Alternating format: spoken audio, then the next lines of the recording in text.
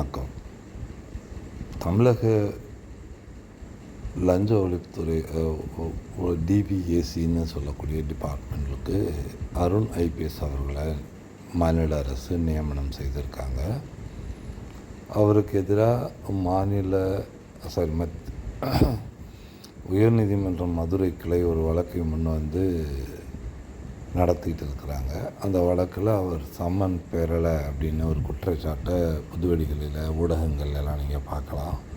Summon வழங்குவதற்கும் summon பெறப்படவில்லை, அதாவது நீதிமன்றங்களுடைய சம்மன்கள் பெறப்படவில்லை அப்படின்னா அந்த சம்மன்களை எப்படி கொடுக்கணும் அப்படிங்கிறதுக்கான எல்லா வழிமுறைகளும் இருக்குது. அதாவது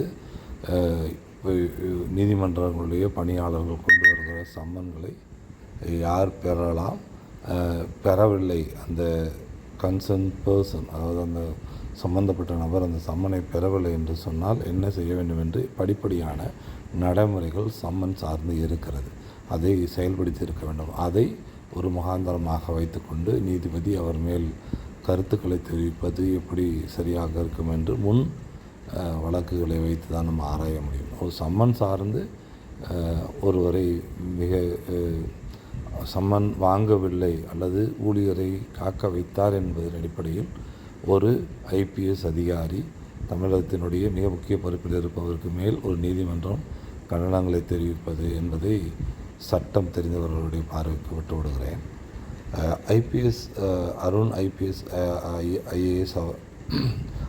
ஐபிஎஸ் அவர்களை ஊழல் கண்காணிப்புத்துறை, மாநில அரசினுடைய ஊழல் கண்காணிப்புத்துறையான டிவிஏசியினுடைய டைரக்டராக நியமனம் செய்வது சரியா என்பதை குறித்து உயர்நீதிமன்றம் சில கருத்துக்களை தெரிவித்திருக்கிறது. அதன் மேல் இருக்கிற விமர்சனங்களை குறித்தும் பேசியிருக்கிறது. அதை என்னென்று பார்க்கலாம். சென்னை உயர்நீதிமன்றம் அவருடைய நியமனத்துக்கு கண்டனம் தெரிவித்திருக்கிறது. கட்டுமான நிறுவன உரிமையாளர் மீது குண்டர் சட்டம் பாய்ந்தது. சில போஸ்கோ வழக்கில் குண்டர் சட்டங்களை பயன்படுத்தியது. அது பிறகு நீதிமன்றங்களுக்கு கொண்டு செல்லப்பட்டு அந்த வழக்கு வாதாடப்பட்டு அந்த வழக்கினுடைய குண்டர் சட்டங்கள் விடுவிக்கப்பட்டிருக்கிறது. அருண் ஐபிஎஸ் அவர்களுடைய பணிக்காலங்களில் கடந்த முறை அவர் சென்னையினுடைய மாநகர காவல்துறை ஆணையராக இருந்தார். பல இடங்களில் அவர் பணி செய்கிற பொழுது இந்த மாதிரியான உடனடியான நடவடிக்கைகளை பார்க்க முடியும். அவருடைய செயல்பாட்டில், அவருடைய கரியர் என்று சொல்லப்படக்கூடிய அவருடைய பதவிக்காலங்களில் கட்டுமான நிறுவனத்தினுடைய உரிமையாளர் மீது குண்டர் சட்டம் பாய்ந்தது என்று, கட்டுமான உரிமையாளர் என்றால் மிக பணம் படைத்தவராகத்தான் இருப்பார். அவர் மீது ஒரு குண்டர் சட்ட வழக்கு பாய்கிறது என்று சொன்னால் அது கண்டிப்பாக அருண் ஐபிஎஸ் அவர்கள் தனிப்பட்ட முறையில் அந்த வழக்கை பதிவு செய்திருக்க முடியாது. அவர் அப்பொழுது இருந்த அந்த ஆட்சி அரசனுடைய நிர்வாகத்தினுடைய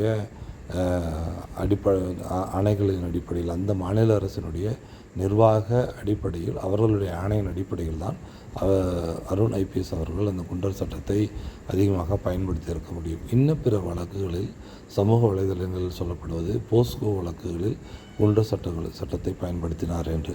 போஸ்கோ வழக்கில் முகாந்தரம் இல்லாமல் போஸ்கோ வழக்கை பதியவே செய்ய முடியாது. அப்போது ஒரு போஸ்கோ வழக்கு என்பது குழந்தைகளுக்கு எதிரான குற்றம். அந்த வழக்கில் முகாந்தரத்தின் அடிப்படையில் தான் அவர் கைது செய்யப்பட்டிருக்கக்கூடும். அவர் பணம் படைத்தவராக இருந்தால் போஸ்கோ வழக்கிலிருந்தும் தப்பிப்பதற்கான வாய்ப்புகள் இருக்கிற பொழுது இன்னும் பிற குற்றவாளிகள் இந்த மாதிரியான பணம் படைத்தவர்கள் போஸ்கோ வழக்குகளுக்குள் வராமல் இருப்பதற்காக, எச்சரிக்கை செய்வதற்காக குண்டாஸை பயன்படுத்தலாம். ஏனென்றால் ஒரு வருடம் அவர் வெளியே வர முடியாமல் சட்டப்பிரிவுகளில், குறைந்தபட்ச சட்டப்பிரிவுகளில் போஸ்கோ வழக்கில் குற்றம் சாட்டப்பட்டிருந்து தனக்கு தான் அதில் சிக்க வைக்கப்பட்டிருக்கிறேன் என்கிற முகாந்தரத்தை முன்வைத்து நீதிமன்றத்தின் வழியாக, ஏன்னால் நீதிமன்றங்கள் பெரும்பான்மையாக பணம் படைத்தவர்களுக்கு சாதகமாக இயங்குகிறது என்றும் பொதுமக்கள் கருதுகிறார். அதன் அடிப்படையில் அவர் வழக்கிலிருந்து வெளியேறிவிடலாம் என்பதற்காக அரசும் அவரும் சேர்ந்து சில குண்டர் சட்டத்தின் அடிப்படையில் அந்த குற்றம் சாட்ட நபரை பிரேமா ஃபேசியின் அடிப்படையில் அழைத்திருக்கலாம். ஆக தனித்தனி வழக்குகள், தனித்தனி சூழல்கள் அடிப்படையில் குண்டர் சட்டங்கள் பயன்படுத்தப்பட்டிருக்கலாம்.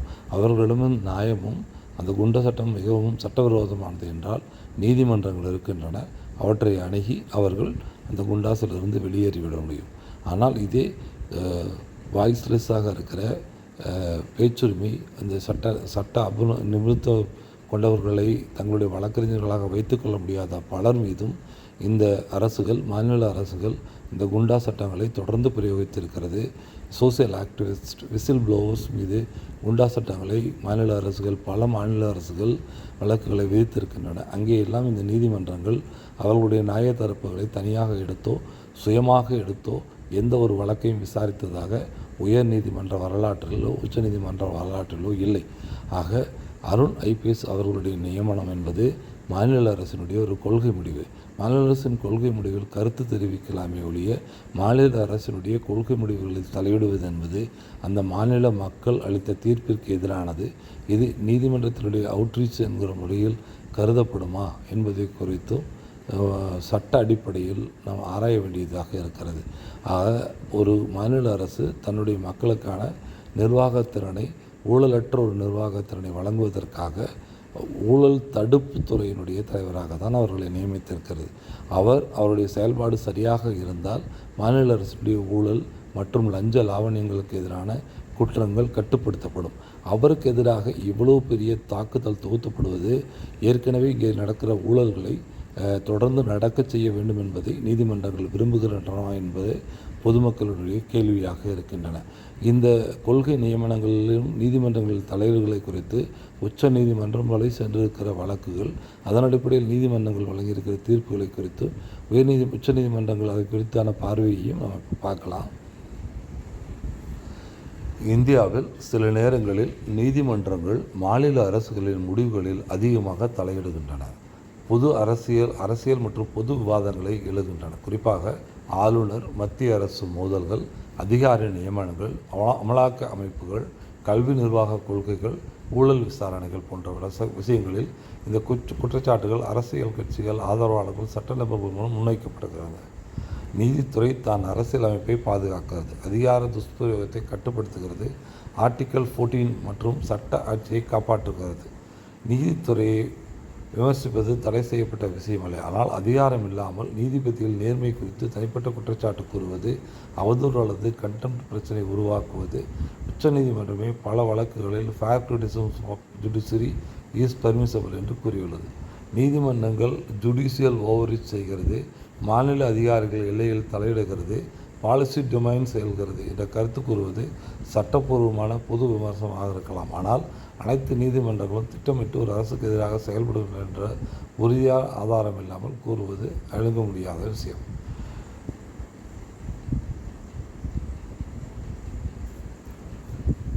இந்தியாவில் அரசின் கொள்கை முடிவுகளில் நீதிமன்றம் தலையிடக்கூடாது என்று ஒரு தனிப்பிரிவு சட்டப்பிரிவு இல்லை. ஆனால் அரசியல் அமைப்பு மற்றும் உச்சநீதிமன்ற தீர்ப்புகள் மூலம் ஜுடிஷியல் ரெஸ்ட்ரைன் என்ற கொள்கை உருவாக்கப்பட்டிருக்கிறது.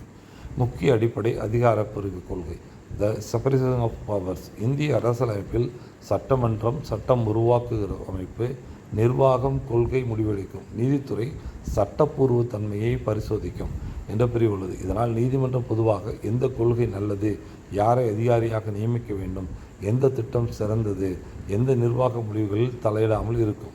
ஆர்டிகல் 226 அண்ட் ஆர்டிகல் 32 வரம்புகள்.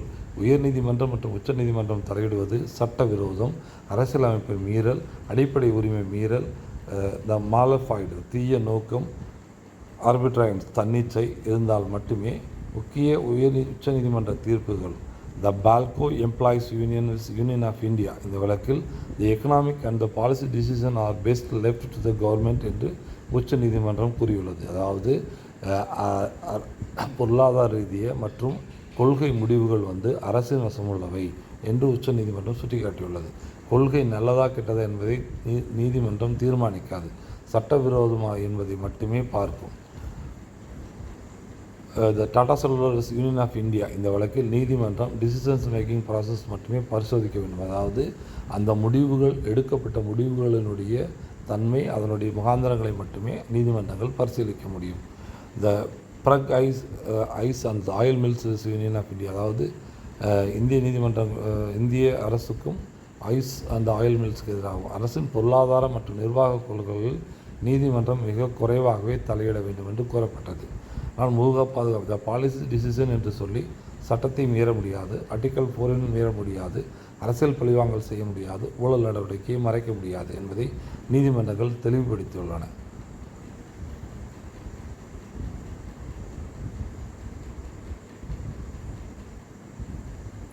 ஒரு குறிப்பிட்ட அரசு அதிகாரி நியமனம் குறித்து உயர்நீதிமன்றம் கருத்து கூறுவது தானாகவே சட்டவிரோதம் அல்லது மிரட்டல் ஆகாது. நீதிமன்றம் எந்த சட்ட வழக்கு வரம்பிற்குள் இந்த கருத்தை கூறியிருக்கிறது என்பதை குறித்து இருக்கிறது. நியமன நடைமுறை சரியா, சேவை விதிகள் பின்பற்றப்பட்டதா, பொதுவர்கள் பாதிக்கப்படுமா, சுயாதீனம் குறையுமா, இதன் அடிப்படையில் உயர்நீதிமன்றங்கள் கேள்விகள் எழுப்பலாம். அவர் மீது வைக்கப்பட்டிருக்கிற குற்றச்சாட்டு அவர் தடாலடியாக பிறர் மீது குண்டா சட்ட விதிகளை பயன்படுத்தி இருக்கிறார் என்பது. அது லா அண்ட் ஆர்டர், அதாவது இதுக்கு முந்தைய அவர் செயல்பட்ட லா அண்ட் ஆர்டர், அதாவது சட்ட ஒழுங்கு பிரிவுகளில் இந்த மாதிரியான வழக்குகளை அவர் கையாண்டிருக்கார் என்பதாகும். இப்பொழுது அவர் ஊழல் தடுப்பு கண்காணிப்பு துறையினுடைய டைரக்டராக நியமிக்கப்பட்டிருக்கிறார். இங்கே அவர் ஊழல்களை கண்டுபிடிப்பது, ஊழல் நடவடிக்கைகளில் ஊழல் மற்றும் லஞ்சம் சார்ந்த துறை ரீதியான நடவடிக்கைகளில் அவர் செயல்பட போகிறார். அதாவது ஒரு கண்காணிப்புடைய தலைவராக அவர் நியமிக்கப்பட்டிருக்கிறார். அவர் இங்கே லா அண்ட் ஆர்டர், சட்ட ஒழுங்குத்துறை பற்றி எந்த விதமான பாதமும் செயல்பாடுகளும் அவரிடம் இருப்பதில்லை. ஆனால் உயர்நீதிமன்றம் அவர் மீது வைத்திருக்கிற குற்றச்சாட்டு, இதற்கு முந்தைய வழக்குகளில் அவர் தேவையற்ற முறையில் குண்டா சட்டத்தை பயன்படுத்தி இருக்கிறார், அது ஆதாய நோக்கோடு பயன்படுத்தினாரா, ஏதேனும் அரசியல் தலையீடுகளோடு பயன்படுத்தினாரா என்கிற குற்றச்சாட்டை வைத்து அவருடைய நியமனத்தை கேள்வி கேட்பது சரியானதாக இருப்பதாக பொதுமக்கள் கருதவில்லை. ஏனென்றால் இது இரண்டும் வேறுபட்ட துறைகளாக இருக்கிறது. அரசினுடைய கொள்கை முடிவில் நீதிமன்றங்கள் தலையிடுகின்றனவா என்ற கேள்வியை எழுப்புகிறது. சமீப காலமாக நீதிமன்றங்களுடைய ஆணைகள் தமிழக அரசினுடைய, தமிழக மக்களினுடைய வாழ்வாதார சட்ட ஒழுங்கு பிரச்சனைகளில் தலையிடுவதாக இருக்கிறது. சமீபத்தில் திருப்பரங்குன்றம் வழக்கு சட்ட ஒழுங்கு பிரச்சனைகளில் கெடுகளை விளைவிப்பதற்காக தனிநபருடைய வழக்கின் அடிப்படையில் கெடு விளைவிக்கும் வகையாக தோன்றி அது மக்கள் மத்தியில் மிகப்பெரிய பீதியை உருவாக்கியது. ஆக அதன் அடிப்படையில் உயர்நீதிமன்றங்களுடைய தீர்ப்புகள் மற்றும் கருத்துக்கள் மக்கள் மத்தியில் தங்களுக்கு ஒரு நல்ல அதிகாரி சேவை செய்வதற்கான வாய்ப்பு இருப்பதை தடை செய்வதாக இருப்பதாக கருதுகிறார்கள். அதன் அடிப்படையில் அருண் ஐபிஎஸ்னுடைய நியமனம் தமிழகத்தினுடைய லஞ்சம் மற்றும் அதிகாரிகளினுடைய குற்ற செயல்பாடுகள் இவற்றில் அமைப்பினுடைய தலைவராக நியமனம் செய்திருக்கிறார், சட்ட ஒழுங்கு துறையில் அல்ல என்பது என்னுடைய பார்வை. நன்றி. தொடர்ந்து என்னுடைய கருத்துக்களை பகிர்வதற்கு இந்த கருத்துக்களை மக்களிடம் கொண்டு சேர்க்க வேண்டும் என்று கேட்டுக்கொண்டு